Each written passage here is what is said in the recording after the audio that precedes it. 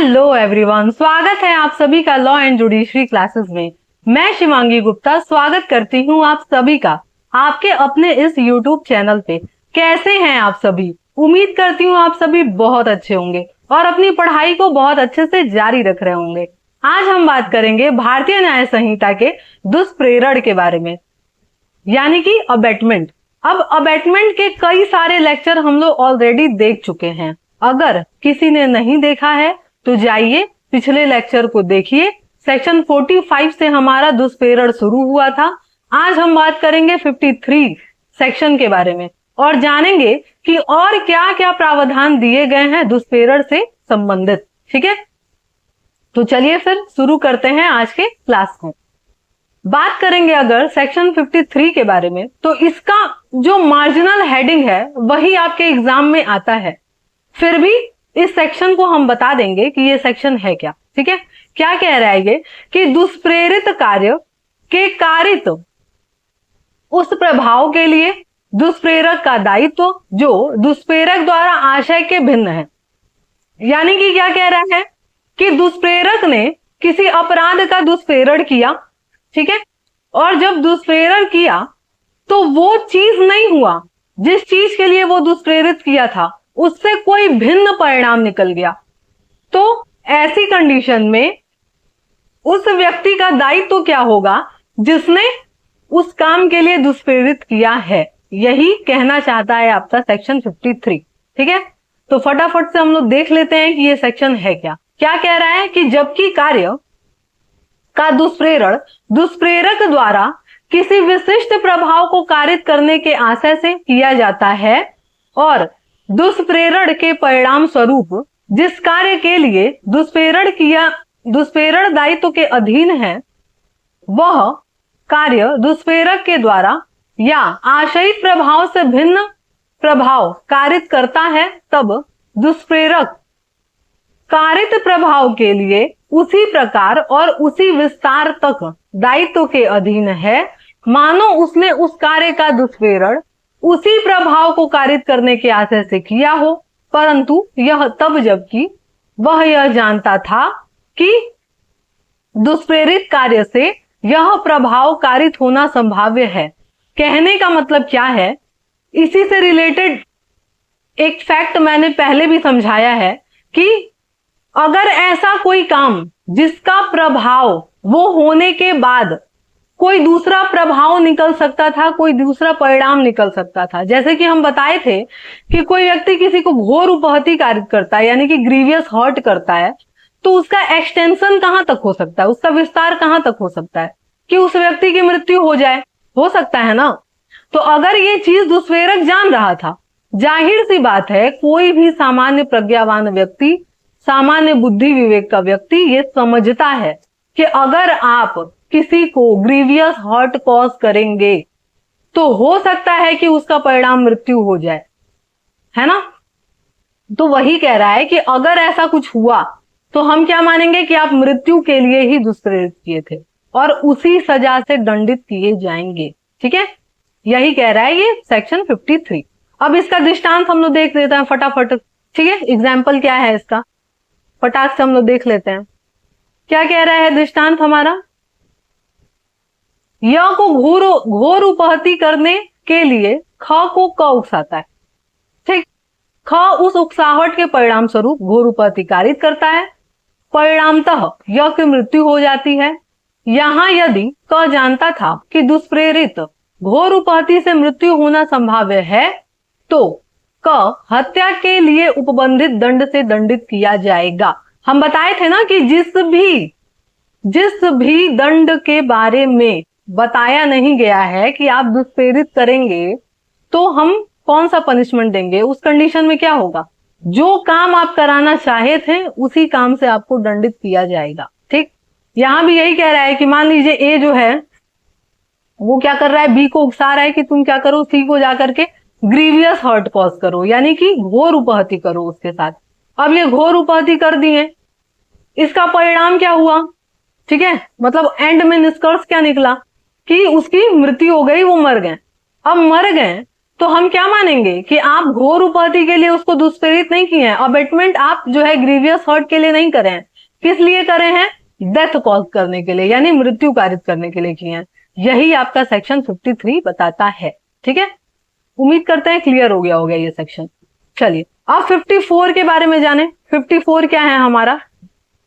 54 कह रहा है कि अपराध किए जाते समय दुष्प्रेरक की उपस्थिति। मोस्ट इंपॉर्टेंट सेक्शन है ये। ठीक है, मोस्ट इंपॉर्टेंट सेक्शन।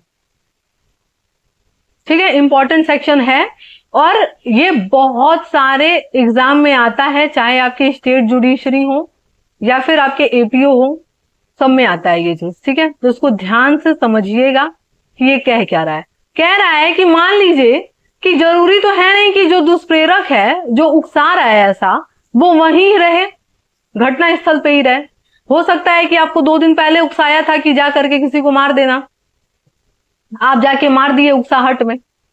लेकिन कभी कभी ऐसा भी होता है कि घटना स्थल पे भी तो वो व्यक्ति मौजूद हो सकता है, कि जब कोई देख रहा है 2 लोग का झगड़ा हो रहा है, दोनों का कॉमन दुश्मन है वो, तो कहे कि लो भैया ये चाकू पकड़ो और घुसा दो उसके पेट में। यहां पे वो दुष्प्रेरक जो उकसा रहा है या सहायता दे रहा है चाकू का, वो कहां है? एट प्रेजेंट वहीं मौजूद है घटना स्थल पे।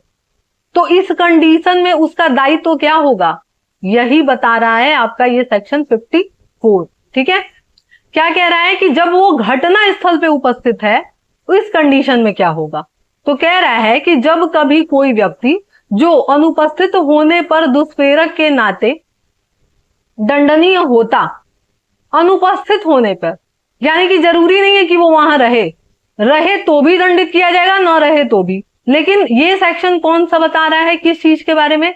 जब रहे तो। ठीक है, तो क्या कह रहा है कि अनुपस्थित होने के नाते दुष्प्रेरक के लिए दंडनीय होता, उस समय उपस्थित हो। ठीक है, इस चीज को अंडरलाइन कर लीजिएगा। क्या कह रहा है? उस समय उपस्थित हो जब वह कार्य अपराध किया जाए जिसके लिए दुष्प्रेरण परिणाम स्वरूप दंडनीय होता, तब यह समझा जाएगा कि उसने कार्य का अपराध किया है।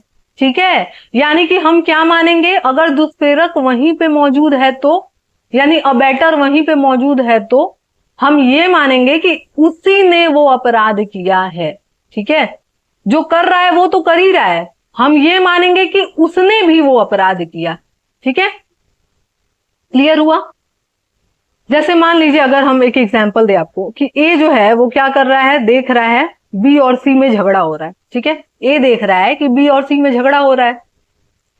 ए मौके का फायदा उठाता है और बी के हाथ में एक बंदूक पकड़ा देता है कि ये लो और काम तमाम कर दो उसका। ठीक है, घटना स्थल पे मौजूद हैं और क्या कर दिए, दुष्प्रेरण कर दिए। इस कंडीशन में ये तो हत्या के लिए दोषी होंगे ही होंगे, ये भी हत्या के लिए दोषी होंगे। क्यों? क्योंकि आप वहीं पे मौजूद हैं और हम ये मानेंगे कि आपने भी मर्डर किया। ठीक है, यही कह रहा है ये सेक्शन। क्लियर हुआ?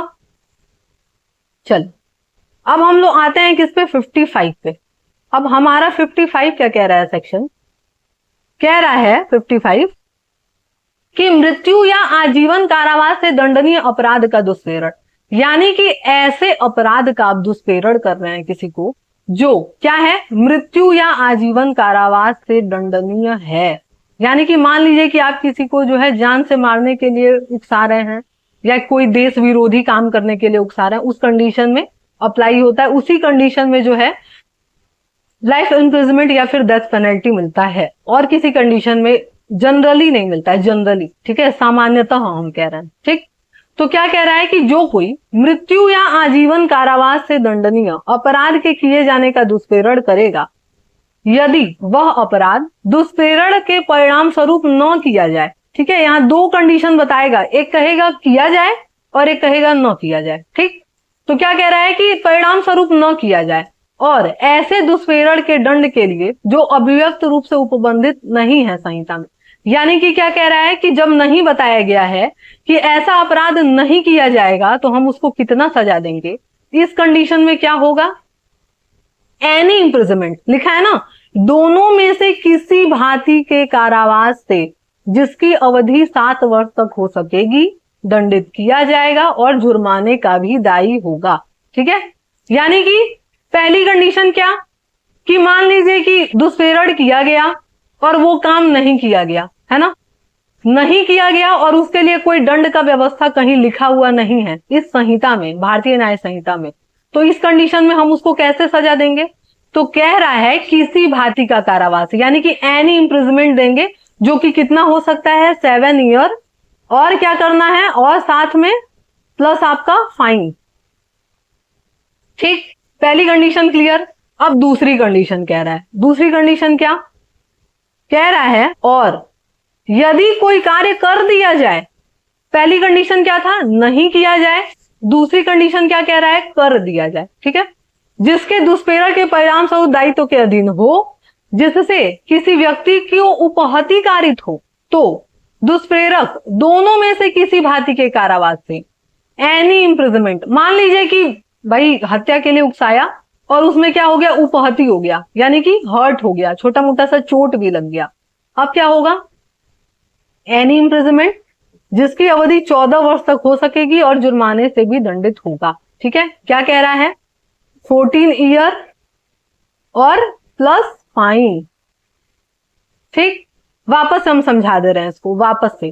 देखिए, दो कंडीशन बोला, पहले कंडीशन में क्या कहा है कि अगर वो काम नहीं किया गया है, ठीक, और उसके लिए कोई पनिशमेंट कहीं लिखा नहीं है इस संहिता में, तो हम क्या करेंगे इस कंडीशन में, कितना सजा देंगे उसको, 7 ईयर प्लस फाइन। ठीक है, लिखा है ना, और फाइन। ठीक, दूसरी कंडीशन क्या कह रहा है, मान लीजिए कर दिया गया वो काम और करते समय क्या हुआ, छोटा मोटा उपहति हो गया उस व्यक्ति को, इस कंडीशन में क्या होगा, दुष्प्रेरक का दायित्व तो क्या बनेगा, उसको हम कितना सजा देंगे, तो कह रहा है 14 वर्ष का एनी इम्प्रिजनमेंट, सेम किसी भांति का कारावास।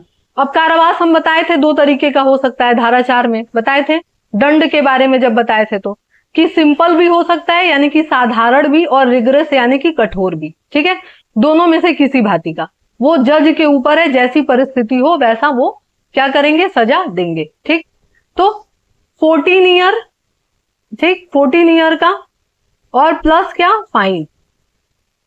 ठीक है, समझ में आया, अच्छे से समझ में आ गया होगा मेरे हिसाब से। अब ठीक, अब हम लोग क्या करते हैं, और अच्छे से समझने के लिए दृष्टांत देख लेते हैं। ठीक है,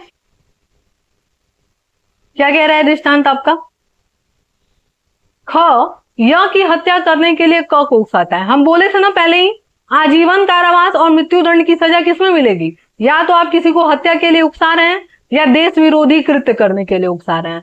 सामान्यतः इन्हीं दोनों कंडीशन में क्या होता है, ये सजा मिलती है। ठीक, तो क्या कह रहा है कि य को हत्या करने के लिए क को उकसाता है, वह अपराध नहीं करता है। यदि यह हत्या ख का कर देता तो आजीवन कारावास और मृत्युदंड से दंडनीय होता, इसलिए क के कारावास जिसकी अवधि 7 वर्ष तक हो सकेगी दंडनीय है और जुर्माना का भी दायी होगा।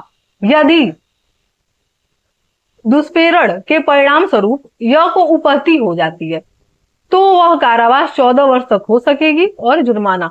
देखिए, हम बताए थे ना दो कंडीशन, पहला कंडीशन क्या है कि मान लीजिए हत्या के लिए उकसाया, वो अपराध नहीं किया, लिखा है ना साफ साफ, अपराध नहीं किया, और एक क्या कह रहा है कि परिणाम स्वरूप उपहति कर दिया। ठीक है, दो कंडीशन बता रहा है, पहला कह रहा है कि नहीं किया तो क्या होगा, लिखा है ना 7 ईयर तक और साथ में जुर्माना, और कह रहा है हो गया तो क्या होगा, 14 साल और साथ में जुर्माना। ठीक है, समझ में आया, क्लियर हुआ अच्छे से। चलिए, देखिए कमेंट बॉक्स में बताया करिए कि आपको क्लास कैसा लगता है। ठीक है, क्योंकि यही चीजें जो हैं वो वीडियो बनाने के लिए मोटिवेट करती हैं, तो बताया करिए। चैनल सब्सक्राइब कर लीजिए चैनल को अगर आप नहीं करे हैं, वीडियो को लाइक कर लिया करिए ताकि मुझे पता चले कि आपको ये लेक्चर पसंद आ रहा है। ठीक है, जो भी लेक्चर चाहिए जिस भी सब्जेक्ट का, जिसके लिए आप पढ़ना चाहते हैं, तो मुझे बताइए, मैं वीडियो बनाऊंगी उन सबके लिए। ठीक है, चलिए आगे जो है, अब ये सेक्शन तो समझ में आ गया, अब हम लोग क्या करते हैं, एक बार 56 समझ लेते हैं। ठीक है, 56 को हम लोग समझ लेते हैं अच्छे से कि ये क्या कहता है। ठीक है, चलिए क्या कह रहा है ये 56 आपका, कारावास से दंडनीय अपराध का दुष्प्रेरण, यानी कि ऐसा कोई आप दुष्प्रेरित कर रहे हैं किसी को जो केवल क्या है, कारावास से दंडनीय है। इस कंडीशन में क्या होगा, यही है आपका सेक्शन बताता है। ठीक है, तो क्या कह रहा है, जो कोई कारावास से दंडनीय अपराध का दुष्प्रेरण करेगा वह अपराध उस दुष्प्रेरण के परिणाम स्वरूप न किया जाए और दुष्प्रेरण के दंड के लिए इस संहिता में कोई उपबंध नहीं है। फिर से दो कंडीशन है, पहला क्या बोला है, मृत्यु या आजीवन कारावास वाला था। ठीक है, ये क्या कह रहा है, केवल कारावास से जुर्म दंडनीय किसी मामले में क्या होगा, तो कह रहा है कि अगर नहीं किया जाए परिणाम स्वरूप तो क्या होगा, और इसके लिए उपबंधित नहीं है, किसी भी दंड के बारे में नहीं बताया गया है, तो हम क्या करेंगे, तो उसको 1/4 की सजा देंगे। ठीक है, 1/4 सजा दिया जाएगा। ठीक, पहली कंडीशन कह रहा है, या क्या किया जाएगा, जुर्माना दिया जाएगा या फाइन। वहां और था, यहां या है, याद रखिएगा इस चीज को। या फिर क्या कह रहा है, बोथ। ठीक है, या तो दोनों से, या तो 1/4 उसको सजा दिया जाएगा जिस अपराध के लिए उसको दुष्प्रेरित किया गया था।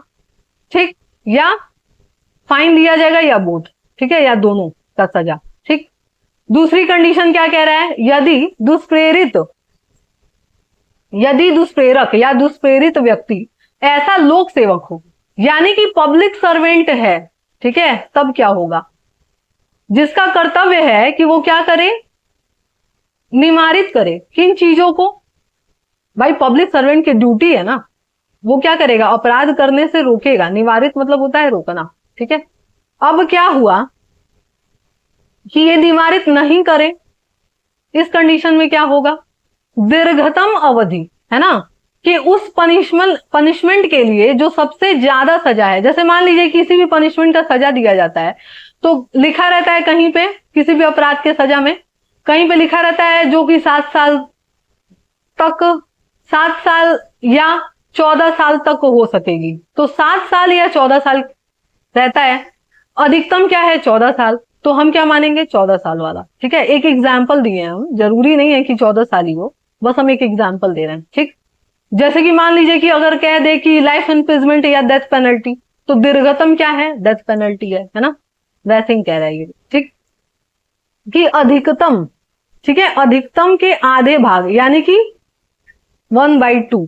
ठीक है, या फाइन या बोझ। ठीक है, अगर पब्लिक सर्वेंट रहा तो हम क्या करेंगे, 1/2 यानी कि आधे भाग से उसको दंडित करेंगे। ठीक, वापस से हम समझा दे रहे हैं इस वाले सेक्शन को। क्या कह रहा है कि जब केवल कारावास से जो है ऐसा कोई अपराध कराया जा रहा है या ऐसा कोई दुष्प्रेरण दिया जा रहा है किसी व्यक्ति को जो कि केवल और केवल कारावास से दंडनीय है, तो इस कंडीशन में हम क्या करेंगे, इस कंडीशन में कह रहा है कि दो कंडीशन है, या तो कर दिया जाए या न किया जाए।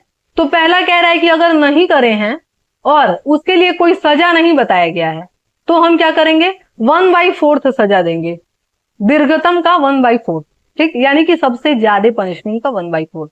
और कह रहा है कि अगर वो लोक सर्वेंट है यानी कि पब्लिक सर्विस है, इस कंडीशन में हम क्या करेंगे, 1/2 दीर्घतम का, यानी अधिकतम जितना पनिशमेंट उस अपराध का दिया गया है उसका 1/2 या फाइन या बोथ। ठीक, चलिए अब इसका एक बार हम लोग दृष्टांत देख लेते हैं, दृष्टांत क्या कह रहा है। ठीक है, 3 दृष्टांत है, तीनों देख लेते हैं हम लोग। पहला क्या कह रहा है, मिथ्या साक्ष्य देने के लिए ख को क उकसाता है, यहां यदि ख मिथ्या साक्ष्य न दे तो क इस धारा में परिभाषित अपराध के तदनुसार दंडित किया जाएगा। यानी कि फॉल्स इम्प्रिजमेंट, फॉल्स एविडेंसेस पेश करने के लिए, यानी कि नकली साक्ष्य देने के लिए, सबूत देने के लिए कोई किसी को उकसा रहा है। ठीक है, मान लीजिए ए बी को उकसा रहा है कि तुम जा करके क्या करो, कोर्ट में गवाही दे दो उल्टा सीधा। ठीक है, सही गवाही मत देना। इस कंडीशन में क्या होगा, अगर बी ने वो काम कर दिया तो कितना सजा हम बताए हैं, कितना सजा, आधा, और अगर नहीं करें तो 1/4 बताए थे। ये लिखा है ना, इस धारा से उपबंधित जो भी दंड है उस दंड से दंडित किया जाएगा। दूसरा क्या कह रहा है, क एक पुलिस अधिकारी है जिसका कर्तव्य है लूट निवारित करना, यानी कि रॉबरी न करने देना किसी को, ठीक है, लूट न करने देना। अब वो क्या कह रहा है, खुद ही लूट किए जाने का दुष्प्रेरण करता है, कहता है आओ आके यहाँ लूट लेना और हम रोकेंगे नहीं।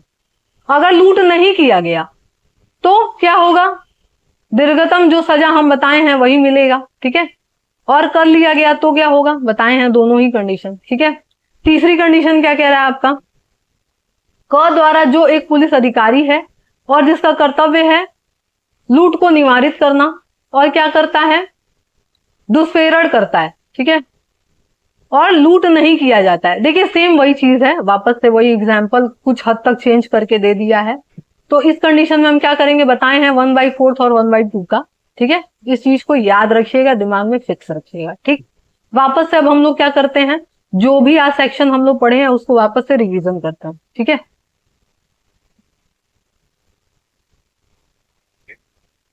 ठीक है, 53 से आज हम लोग शुरू किए हैं ना। क्या कह रहा है 53, दुष्प्रेरित कार्य यदि कारित हो जाता है, यानी कि कोई किसी को दुष्प्रेरण किया और जो जिस चीज का दुष्प्रेरण किया था उससे भिन्न कोई काम हो गया, तो इस कंडीशन में क्या होगा, यही बताया ना। तो कह रहा है कि मान लीजिए अगर कोई किसी को घोर उपाधि के लिए उकसाया और हत्या हो गया, परिणाम उसका क्या निकला कि उसका मर्डर हो गया। इस कंडीशन में क्या होगा, वो व्यक्ति जो दुष्प्रेरण दिया है हम क्या मानेंगे कि आप मर्डर के लिए उकसाए हैं, यही कह रहा था ना ये वाला सेक्शन, ठीक है। इसका बस मार्जिनल हेडिंग याद रखिएगा और इसका दृष्टांत याद रखिएगा, यही एग्जाम में आता है, ठीक है। दूसरा क्या कह रहा है, अपराध करते समय दुष्प्रेरक वहीं मौजूद था। ये बहुत इंपॉर्टेंट सेक्शन है और इसको अच्छे से तैयार कर लीजिएगा, ठीक है। सेक्शन 54, ठीक। क्या कह रहा है कि भाई वहीं पे मौजूद हैं, तो हम क्या करेंगे, हम ये मानेंगे कि उसी व्यक्ति ने जो दुष्प्रेरण दिया है वही वो अपराध किया है, ठीक है, समझ में आया। उसके बाद क्या, उसके बाद हम लोग 55 और 56 देखे हैं। 55, 56 सिमिलर है बहुत हद तक। 55 क्या कह रहा है कि अगर आजीवन कारावास या मृत्युदंड के अपराध का आप दुष्प्रेरण दे दिए, ठीक है, तो इस कंडीशन में क्या होगा, इस कंडीशन में अगर वो अपराध नहीं किया जाता है, दो कंडीशन बताए थे, अगर वो अपराध नहीं किया जाता है तो क्या होगा, और उसके लिए कोई दंड का उपबंध नहीं है तो 7 साल तक का सजा मिलेगा और फाइन, ठीक है, साथ में। और अगर कर दिया जाता है और उसमें कुछ उपहति हो गया किसी को, ठीक है, काम भले ही पूरा ना हो बस उपहति भी हो गया, तो हम क्या मानेंगे कि अब जो है वो सजा बढ़ करके कितना हो जाएगा, 14 साल और प्लस फाइन, ठीक, समझ में आया। 56 क्या था, 56 थोड़ा सा अलग था। ये क्या कहता है कि अगर आप दुष्प्रेरण दिए किसी को जो कि केवल कारावास के सजा से है, ठीक है, ये उसमें केवल कारावास मिले, अब इस कंडीशन में हम क्या करेंगे, तो इस कंडीशन में क्या कह रहा है कि अगर वो अपराध नहीं किया गया, ठीक है, तो क्या होगा, तो कह रहा है कि भाई किसी भांति के कारावास जो कि उसका क्या करना है, दीर्घतम का 1/4 हो जाएगा और जुर्माना और दोनों, ठीक। लेकिन अगर वो पब्लिक सर्वेंट है, इस कंडीशन में क्या होगा, और उसका कर्तव्य था कि वो काम वो रोके होने से और वो नहीं रोकता है, तो हम क्या करेंगे, जो भी उस सजा का सबसे ज्यादा वाला पनिशमेंट है, दीर्घतम अवधि का पनिशमेंट है, उसका 1/2 यानी कि आधे सजा से क्या करेंगे, उसको दंडित करेंगे, या फाइन या फिर बोथ, दोनों का सजा दे दिया जाएगा, ठीक है। चलिए उम्मीद करते हैं आपको ये लेक्चर पसंद आया होगा। अगर पसंद आया है तो वीडियो को लाइक जरूर करिएगा, चैनल को सब्सक्राइब कर लीजिए और ज्यादा से ज्यादा लोगों को शेयर करिए ताकि ये परिवार और बड़ा हो सके, जुड़ सके सभी। और जिनको भी लॉ में इंटरेस्टेड हैं जो भी, उनको भेजिए ये वीडियो। वैसे भी हर एक नागरिक को कानून जानना बहुत जरूरी है, क्योंकि भले ही आप कानून में इंटरेस्टेड हो या ना हो, ये आपके ऊपर लागू होती है, ठीक है, तो इसलिए जानना ही चाहिए। तो चलिए फिर मिलते हैं नेक्स्ट क्लास में।